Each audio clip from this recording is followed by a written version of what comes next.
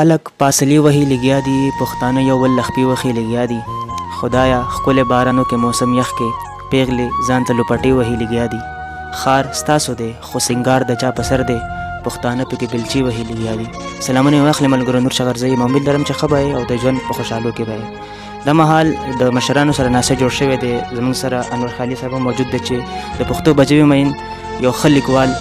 مننه کوم چې موږ سره ناسه جوړ شوی دی. بیا زموږ سره د چغرزو د ښکلاګانو ښاغلی مېلمه بهادر چغرزی چې یو ښه لیکوال، انقلابي شاعر، د باچا خان په فلسفه روان ملګری بهادر چغرزی صاحب. مننه کوم چې موږ وخت راکړو او زموږ د وخت په قیمتي کو. ډېره مننه نور، ستاسو ډېره مننه کوو. ښکلی اتفاق په کراچۍ د پښتنو شته دی، ښکلی اتفاق په کراچۍ د پښتنو شته دی او ډېر پکې عزت د مېلمنو شته دی.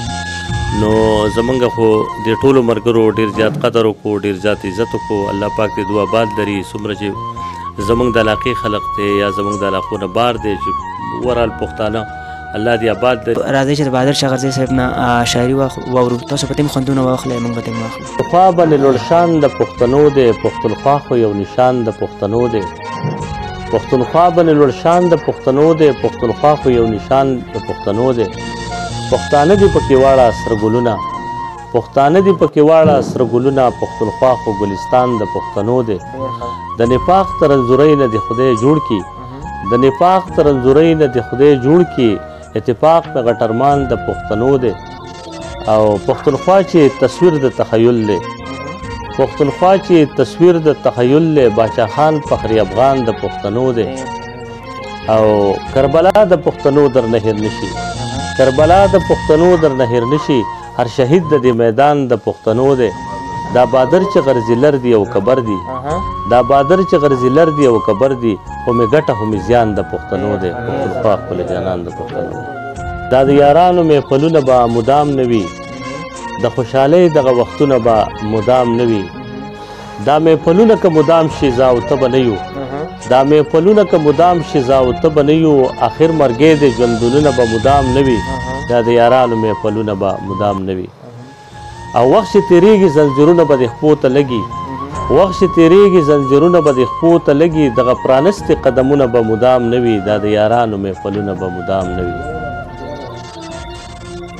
او ملګرو وخت نن د خپلې ټپې ښه واړوئ، ملګرو وخت نن د خپلې ټپې ښه واړوئ. دغه د مینې ډک سازونه به مدام نه وي، دا د یارانو محفلونه به مدام نه وي. مننه. او کر په دې سیمه به آخر د سرو ګلونه وشي، کر په دې سیمه به آخر د سرو ګلونه وشي.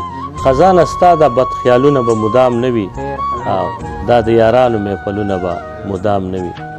او د خدای دپاره پښتنو ځانونه وپېژنئ، د خدای دپاره پښتنو ځانونه وپېژنئ. د انګریزانو خیراتونه به مدام نه وي، دا د یارانو محفل. او د خدای دپاره پښتنو ځانونه وپېژنئ، د خدای دپاره پښتنو ځانونه وپېژنئ. او د انګریزانو خیراتونه به مدام نه وي، دا د یارانو محفلونه به مدام نه وي. او د زړه د ساندو نه سندرې جوړوه بادره، د زړه د ساندو نه سندرې جوړوه بادره. ستا د قلم په خوله شعرونه به مدام نه وي، دا د یارانو محفلونه به مدام نه وي. پرلیه بیا په وطن راشه، رنګ رنګ ګلونه راوړه، د هر بلبل زړه دواشه. موږ د خزان سپیره بادونو یو په راستۍ وهلي، ستا د ظالم هجران غمونو یو په راستۍ وهلي. په مینه مینه په خندا شه، رنګ رنګ ګلونه راوړه، د هر بلبل زړه دواشه. د دې وطن د موسمونو به درته څه ووایم، د دې بې رحمه وحشتونو به درته څه ووایم. د ملکڼ په الاګا شه، رنګ رنګ ګلونه راوړه، د هر بلبل زړه دواشه. کوي په ځان باندې ظلمونه، تل پښتانه لیوني، اخلي په سر پردي جنګونه، تل پښتانه لیوني. ای مرورا ته په خلا شه، رنګ رنګ ګلونه راوړه، د هر بلبل زړه دواشه. د ځانه مه مرورېږه ای د وطن زلمیه، لر دې که بر دې تیزارېږه ای د وطن زلمیه. پاسبان د خپلې پښتونخوا شه، رنګ رنګ ګلونه راوړه، د هر بلبل زړه دواشه. تل چې خوږې سندرې لیکي پتا بادر چې غرزې، چې پښتني سندرې لیکي پتا بادر چې غرزې. قلمه ته په دې ګواشه، رنګ رنګ ګلونه راوړه، د هر بلبل زړه دواشه. سپرلیه بیا په وطن راشه، رنګ رنګ ګلونه راوړه، د هر بلبل زړه دواشه. انشاءالله بیا به راځو تر یو نوي ویډیو سره. هغې پورې د خپل ورور نور شغرزي اجازت ورکړئ. د الله په امان.